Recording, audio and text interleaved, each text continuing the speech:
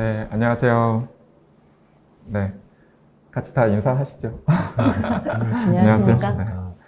네, 지금 시간은 저희 증거 기반 정책 발전 방향과 이슈에 대해서 종합 토론하는 시간인데요. 아까 저희가 다 소개는 했으니까 소개는 생략하도록 하겠습니다. 어쨌든 그 증거 기반 정책이 지금 굉장히 중요한 이슈이고, 지금 소프트웨어 분야에서도 증거 기반 정책을 발전시켜 나가야 되는 큰 숙제를 안고 있으실 겁니다. 그래서 저희가 증거 기반 정책을 발전시킬 때 어떠한 좀 문제들이 있고 어떤 이슈들이 있을지 그걸 개별 오늘 발표해 주신 내용들을 바탕으로 해서 한 분씩 더 조금 더 확장된 얘기들을 좀 들어봤으면 합니다. 먼저 허정 교수님께서 먼저 말씀을 좀 해주실 수 있을까요? 증거 기반 정책의 발전 방안에 대해서 해주셨으면 좋겠습니다. 네, 감사합니다. 네, 제가 오늘 이제 발표를 했던 부분들이 이제 실험이라든가 정책 실험과 관련된 부분인데, 이제 증거 기반의 정책 수립을 하는 데 있어서 아마도 다양한 방법의 그런 방법론들 혹은 이제 접근 방법들을 사용할 수가 있을 겁니다. 그래서 다른 발표자분들께서도 이제 각자 분야에 맞추어서 말씀을 해주셨듯이 이 정책 실험이라는 부분도 사실은 아직까지 뭐 이렇게 대중화되지 않은 그 정책 활용에 있어서 좀 제약을 받고 있는 부분이라고 볼 수가 있는데요. 제가 제안드리고자 하는 것, 또 이런 것들이 증거 기반의 정책들을 활성화하기 위해서 전면적인 어떤 방법론이 된다는 것은 아닙니다. 기본적으로 우리 국가 통계들은 실태조사라든가 이런 것들을 기반으로 해서 조사 통계들이 구성이 되어 있고, 이런 것들을 보완하기 위한 다양한 방법론들을 좀 더 시험적으로 해볼 필요가 있다는 것이죠. 각 방법론들이 가지고 있는 장단점들이 있기 때문에 이런 실험 부분이라는 것은 아까도 제가 말씀드렸지만 내적 타당성들을 굉장히 강화하는 좋은 방법이 될 수 있다라는 것이죠.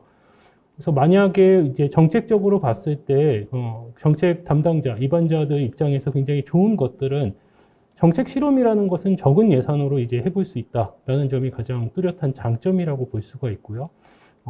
비교적 다른 조사 방법에 비해서 훨씬 더 빠른 시간 내에 결과를 확인할 수가 있다라는 점입니다. 그리고 이를 토대로 해서 어떤 것이 문제가 되는지 그 원인이라든가 근거의 파악이 굉장히 명확하다라는 것들이 장점이라고 볼 수가 있죠. 다만 이제 걱정이 되는 부분들이 있을 겁니다. 이런 것들을 아까 말씀드렸다시피 외적 타당성을 확보할 수 있는가? 즉 우리가 정책으로 수립하는 데 있어서 이러한 결과를 가지고 전 국민을 대상으로 혹은 우리의 지금 정책 범위 전부를 포괄할 수 있느냐, 이런 어려움들이 분명히 있을 겁니다. 이런 부분들은 이제 정책 실험이라는 것은 작은 분야에서 일부를 대상으로 해서 작은 실험을 하는 것이기 때문에 적은 예산으로 한번 결과가 나오면 이러한 결과들을 가지고 확대를 해 나갈 필요가 있다는 것이죠. 이를 위해서는 특별한 어떤 거버넌스 같은 것들이 기구가 필요하다기보다는 기존의 이제 정책 담당하는 부처랑 부서에서 이런 것들은 태스크포스 팀 정도로 이제 운용을 해보는 것은 어떨까라는 제안들을 좀 드려보고 싶습니다. 그래서 이런 정책 실험들의 결과가 좀 빠른 시간 내에 나오게 되면 좋은 결과들이 있었던 그런 부분들을 대상으로 확대 실험들을 추가적으로 해볼 수 있고요. 정책 대상들을 좀 더 확장하면서 정책에 대한 타당성들을 확보할 수 있고, 또 많은 사람들에게 어떤 그 정책이 가지고 있는 신뢰성 등을 홍보할 수 있는 좋은 기회가 될 수 있다고 생각이 됩니다. 특히 요즘 시기는 이제 무슨 가상현실이라든가 또 온라인이라든가 미디어 플랫폼들을 다양하게 활용하는 세대이지 않습니까? 이런 측면에 있어서도 정책 실험이라는 것이 다양하게 활용이 될 수 있습니다. 완벽한 실험은 될 수 없지만 나름대로 이제 정책 실험이라는 것은 통제 집단과 실험 집단이 필요한 것인데, 이런 온라인에서 이제 구분된 환경 내에서 설문에 응답할 수 있다는 그런 측면이 있어서 좀 온라인들을 잘 활용했으면 좋겠다는 생각이 들고요. 또 다양한 미디어 플랫폼들로 구분을 해서 그 각 정책 대상들이 어디에 참여하느냐에 따라서 명확한 정책 효과 등을 구분해서 볼 수도 있을 것 같습니다. 또한 최근 들어서는 이제 메타버스 같은 것들도 활용을 하고 있는데, 물론 이런 가상현실이라는 것이 좀 더 다른 효과를 줄 수도 있습니다만, 이것도 마찬가지로 유사한 두 개의 집단에서 한쪽에서는 어떤 정책 대상의 수혜를 받는 집단과 그렇지 않은 집단 간의 비교를 통해서 조금 설득하기 용이한 어떻게 보면 과학적인 근거들을 확보할 수 있는 좋은 방법이 될 수 있지 않을까. 네, 저는 그렇게 생각을 하고 있습니다. 네, 뭐 이상으로 저는 이제 실험과 관련해서 어떻게 하면 이제 증거 기반 정책의 그 개발을 위해서 좀 활용을 해볼 수 있을까 이런 부분들을 말씀을 드렸습니다. 다음엔 네.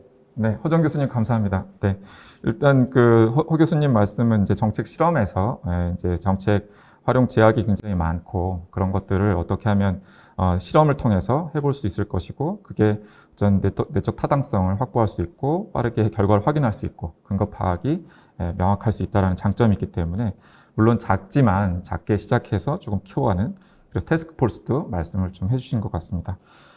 지금 그리고 이제 마지막으로 그 메타버스 차원에서 이제 실험을 조금 더 해볼 수 있는 그런 차원도 함께 말씀을 해주셨습니다. 네, 감사드리고요. 일단 그리고 다음으로는 우리 김정민 선임연구원님께서 AI 통계의 발표에 대해서 어떻게 하면 이게 사실은 증거 기반 정책에서 통계 역할이 굉장히 중요하고 그 통계를 어쨌든 AI 기반해서 통계를 생산하고 그리고 검증하고 그리고 하는 것들이 굉장히 중요하게 이제 부각이 되고 있는데 조금 더 이 증거 기반 정책 차원에서 AI 기반의 통계가 좀 역할을 할 수 있는 방안이 있다면 무엇이라고 생각하시나요? 예, 관련해서 사실 먼저 좀 제가 첨언을 드리고 싶은 부분이 있습니다. 일단 듣고 계신 시청자분들께서도 많이 알고 계시는 부분이 뭐 국가기관이나 공공기관에서 그러면 우리나라 같은 경우는 지금껏 뭐 빅데이터나 AI 관련된 어떤 뭐 지표 개발이라든지 아니면 유사 통계 개발을 하지 않았느냐라고 오해를 하실 수 있다고 생각해요. 하지만 우리나라에서 지금까지 굉장히 많은 기관들에서 그러한 통계를 만들려고 노력을 많이 해왔습니다. 근데 문제는 뭐냐? 이러한 통계들이 국가 통계로서 인정을 받는 것과 받지 못하는 것은 이 통계의 지속성하고도 연결되는 문제입니다. 국가 통계로서 승인 심사를 받는 데 있어서 예를 들어 그렇게 노력을 기울여서 만든 빅데이터 통계나 또는 AI 기술 기반 통계가 승인 심사를 정상적으로 밟을 수 있고 그리고 통과할 수 있다면은 그 통계는 그냥 1년, 2년 정도 산출되다가 많은 통계가 아니고 정식으로 인정돼서 우리나라에서 하나의 지표로서 활용할 수 있는 가령 저희 뭐 일자리 행정 통계라든지 아니면 다양한 통계청에서 나오는 지표들이 있죠. 뭐 부동산 관련 지표들도 있을 거고요. 이런 것들은 뭐 1년, 2년이 아니고 10년 넘게 계속 지속되어 오던 지표들입니다. 그러나 이런 지표들은 전부 국가 통계로서 승인을 받았기 때문에 그렇게 생산이 보장될 수 있는 것이고 빅데이터나 AI로 만든 통계들은 아직 그렇게까지 오랫동안 생산이 지속된 통계가 없다라는 것이 현재 중요한 부분이라고 보시면 될 것 같아요. 이 연구는 유럽에서 굉장히 활발하게 진행되고 있는 연구긴 하지만 아직까지 저희가 보통 소프트웨어 선진국이라고 불리는 미국이나 특정 주요 국가들에서도 그렇게 크게 현재 논의가 많이 되고 있는 부분이라고 볼 수는 없습니다.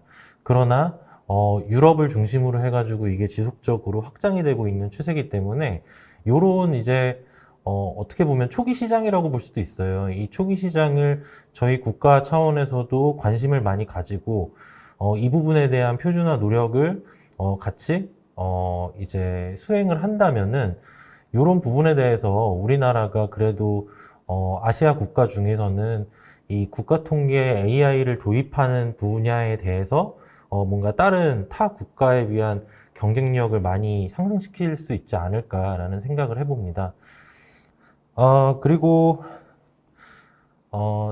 AI 알고리즘에 대한 품질 심사와 그 통계 품질 심사는 엄연히 다른 부분입니다. 가령 통계에 대해서 품질을 심사한다는 것은 결국 이 통계가 얼마나 공정하게 만들어졌고, 그리고 이 통계가 다른 통계와 얼마나 중복성이 없고, 그리고 이 통계의 비용이나 또는 이런 부분에서도 적절하게 계획이 되어 있는가, 이런 것들도 한꺼번에 다 이제 통합적으로 봐야 되는 부분이기 때문에 단순히 어떤 AI 기술이 얼마나 잘 만들어졌느냐의 차원에서의 접근을 한다면 이거와는 좀 다른 부분이고, 이런 부분에 대해서 뭐 통계청이나 또는 차후에 저희 정부 전반적으로 통계를 다 활용하고 생산을 하니까 좀 관심을 많이 갖고 연구를 해주셨으면, 저도 물론 노력하겠지만 그렇게 좀 해주셨으면 감사하겠다는 말씀을 드립니다.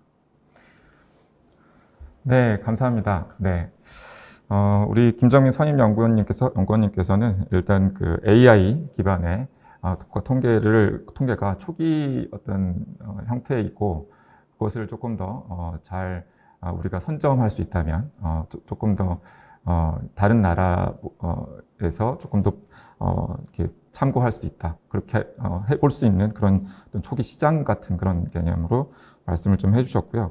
어쨌든 국가 통계, 그리고 이제 한 가지가 우리가 국가 통계를 관점에서 이게 AI 기반 그 자체도 중요하지만 어쨌든 큰 기획하에서 AI가 어떤 보조적으로 쓰이는 그런 측면도 말씀을 잘 해주신 것 같습니다.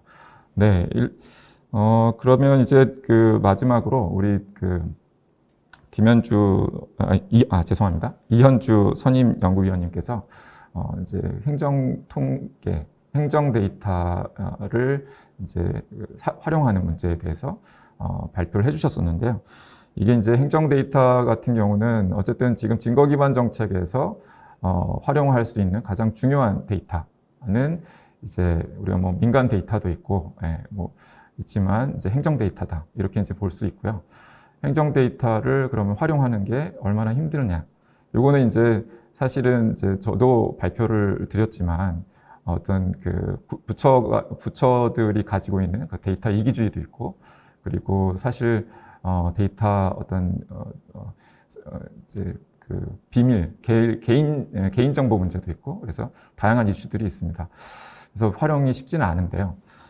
우리 그 이현주 선임 연구위원님께서 이 어떤 증거 기반 정책에서 행정 데이터 활용이 어려운 이 측면을 어떻게 하면 조금 더 활용성이 강화될 수 있는 방향으로 갈 수 있을지, 그렇게 해서 증거 기반 정책이 좀 더 발전할 수 있을지 한번 아이디어를 말씀해 주시면 감사하겠습니다.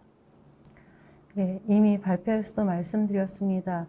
행정 데이터가 정책을 분석하고 정책을 평가해서 국민들에게 더 합리적이고 체계적인 정책을 계획하고 추진할 수 있도록 하는데 중요한 데이터라는 것은 이견이 없고요. 아무도 이견이 없을 것 같습니다. 우리나라의 경우에 행정 데이터도 굉장히 많은 정보량을 갖추고 있고요. 그래서 정보의 범위나 규모에서 강점을 가지고 있습니다. 두 번째로 행정 데이터를 활용할 때 개인정보를 보호하기 위한 기술도 높은 수준으로 발전되어 있습니다. 세 번째, 행정 데이터를 활용해서 정책을 평가하고 새롭게 정책을 계획하는 데 필요한 그러한 법적인 구비도 잘 되어 있습니다. 그럼에도 불구하고 행정 데이터를 활용해서 정책을 평가하고 정책을 계획하는 데는 아직 그 미흡한 수준에 있습니다. 근본적인 이유는 그러한 법과 기술과 그리고 데이터를 활용해서 전체를 총괄해 그러한 방향으로 정책을 추진하도록 하는 추진체가 부족하다고 할 수 있습니다. 이것이 가장 큰 문제인데요. 앞서 해외 말씀을 드렸습니다만 영국에서도 우리와 비슷한 상황에 있었고 법 해석도 각자 달리하고 협력을 그렇게 잘 해내지 못했고, 그래서 데이터 활용이 쉽지 않았던 그런 환경에서 이를 위한 태스크포스를 구성해서 거버넌스 체계로서 이런 문제들을 해결하기 위한 방안을 마련한 바 있고요. 미국의 경우도 마찬가지로 이러한 문제들을 경험하면서 한시적인 위원회를 구성을 하고 그 위원회에서 이러한 문제를 해결하기 위한 방안을 만들고 새로운 법적 개정이라든가 제도, 구체적 가이드라인 이런 것들을 만들어낸 바 있습니다. 우리나라의 상황에서도 지금 현재의 경험으로 보면 각각의 문제들이 개별 문제로 해결할 수 있는 여건이 아니고 이 문제들을 종합적으로 해결하기 위한 추진책, 거버넌스를 구축해야 된다고 할 수 있습니다. 대표적으로 얼마 전에 개인정보보호법이 개정됐습니다. 그래서 가명정보로 기술적으로 처리하고 그리고 정책 분석에 데이터를 활용할 수 있습니다만 지금 국세청의 통계센터를 비롯해서 금융정보와 관련해선 개인정보보호법이 아니라 다른 법에 적용을 받고 있고 따라서 양 영역에서 행정 데이터를 연계 활용해서 정책을 분석하지 못하는 상황에 이르고 있습니다. 이 부분에 대해서 어려움을 겪을 때 어느 부분에 어느 주체를 찾아가서 호소하고 또는 대안을 마련할 것을 요청할 수 있을지 모호합니다. 결과적으로 우리와 유사한 경험을 했던 영국이나 미국, 기타 외국에서와 같이 이러한 행정 데이터의 활용과 관련된 여러 주체들이 연관된 상황을 고려해서 전체적인 관리, 협력, 그리고 정책 추진을 추동해 나갈 거버넌스를 구축하는 게 시급하다고 할 수 있습니다. 대표적으로 몇몇 연구자들이 우리나라 이런 상황에 비추어 청와대에 위원회를 두거나 또는 총리실에 있는 기존의 위원회를 조금 성격을 바꿔 강화시키던가 하는 안들을 낸 바도 있습니다. 우리나라가 해외의 자료들을 자주 보고 있습니다만 그러한 자료들을 보면서 해외 경험이 우리와 다르지 않고 그 대안을 마련하는 데서도 우리가 좀 지켜봐야 되는 그런 경험들이 있다고 생각합니다. 저는 하루빨리 여러 주체들이 지금 혼란을 겪고 있는 문제를 해결하기 위해서 종합적인 내용 파악과 정책 추진을 일목요연하게 할 수 있는 구심점, 거버넌스가 마련돼야 된다고 생각합니다. 이상입니다. 네, 감사합니다. 네, 역시 문제는 거버넌스입니다. 네, 이게 어쨌든 우리가 증거 기반 정책을 추진하는 주체들이 아주 다양하기 때문에 다양한 주체들을 어떻게 묶고 협력하게 하고 할 것이냐. 사실은 이제 그것을 가능하게 하는 이제 리더십이 중요한 것이고 그 리더십이 바로 우리가 추진 체계가 되는 것이죠. 어쨌든 우리 이현주 선임 연구위원님께서 이런 추진 체계 측면에서 증거 기반 정책의 발전 방안에 대해서 정확히 설명을 잘 해주셨습니다. 저희가 이제 시간이 한 4분 정도 남았는데요. 저도 한번 제 아이디어를 좀 말씀드리고 좀 마무리를 했으면 좋겠습니다. 어쨌든 이게 그 정책 실험이라던가 그리고 이제 AI 기반의 통계라던가 이런 새로운 우리가 이슈들을 어쨌든 증거 기반 정책 관점에서 우리가 접근하고 있고 그렇게 해서 증거 기반 정책이 좀 더 발전을 할 수 있는 가능성들을 계속 열어가는 것 같아서 굉장히 이제 어떤 좋다는 생각이 들고요. 그리고 이제 오늘 논의에서 이제 한 가지 조금 덜 됐던 것은 제가 볼 때는 데이터 기반 행정이었던 것 같아요. 왜냐하면 이제 데이터 기반 행정 제가 설명을 잠깐 드렸지만 이제 통계 관점에서 통계청 중심으로 통계 기반 정책이라던가 지금 어떤 국가 통계를 만드는 그런 것들은 통계청에서 잘 열심히 하고 있고 지금 방금 말씀하신 그 AI 기반 통계에 대해서도 관심을 가지고 열심히 하고 계시고요. 다만 이제 데이터 기반 행정법은 이제 행정안전부 소관입니다. 그러면 이제 행정안전부는 어떤 기관이냐면 이제 정부 조직에 대한 것이 있지만 기본적으로 전자정부에 관련된 것과 그리고 공공 데이터 개방과 관련된 업무를 수행하고 있습니다. 그래서 전통적으로 공공 데이터 개방에서 행정안전부가 리더십을 발휘해 왔고요. 그런데 지금 이제 공공 데이터를 조금 더 예전에 공공 데이터 개방에서는 여러분도 아시는 분은 아시겠지만 공공 데이터 개방의 이슈는 민간에게 공공 데이터를 주고 그 공공 데이터를 받아서 민간에서 어떤 새로운 사업 아이디어를 구상한다던가 해서 부가가치를 생산하는 이제 그런 쪽이었다면 지금 데이터 기반 행정의 이슈는 그러한 공공 데이터를 정부의 정책에 활용하는 측면으로 이해를 하시면 될 것 같습니다. 그래서 어쨌든 그 공공 데이터가 지금까지는 이제 개방이 돼서 이제 돼서 부가가치 쪽으로 활용이 됐지만 이제 공공 데이터를 조금 더 정부의 정책에 활용하는 쪽으로 강화되는 쪽으로 있는 것이죠. 그래서 어쨌든 이런 공공 데이터를 활용하는 어떤 조정 기제를 이제 만들어서 활용을 하고 있는데요. 그것의 가장 큰 문제는 사실 공공기관에 한정돼 있다라는 것입니다. 이제 데이터 기반 행정이 데이터 기반 행정법에 근거하는데 데이터 기반 행정법의 대상은 공공기관에 한정이 되어 있습니다. 그렇다 보니 이제 민간의 관점에서 데이터를 접근한다는 것은 이제 그런 것들은 기본적으로는 공공데이터법에 해당이 되는 거라서 이런 데이터 기반 행정법의 어떤 이슈에서 조금 벗어나 있는 것이죠. 그래서 이런 것들이 조금 더 통합적으로 바라볼 필요가 있고 그런 면에서는 이제 데이터 기반 행정법도 조금씩 더 발전해 가야 될 것 같다고 이제 생각이 듭니다. 네. 오늘 여러 가지 이제 이슈들에 대해서 저희가 한번 살펴봤는데요. 시청자분들께서 그렇게 많은 것들을 얻으셨을지 모르겠습니다. 어쨌든 이 증거 기반 정책 이슈는 너무나 중요하고 사실 국가적 차원에서 그리고 여러분들의 세금의 문제이기 때문에 어쨌든 증거 기반 정책을 강화하는 것이 굉장히 중요하다고 생각이 듭니다. 그런 관점에서 오늘 이슈가 어쨌든 증거 기반 정책의 발전에 큰 기여를 할 수 있기를 바라겠습니다. 네, 이것으로 저희 패널 토론을 마치는 걸로 하겠습니다. 감사합니다.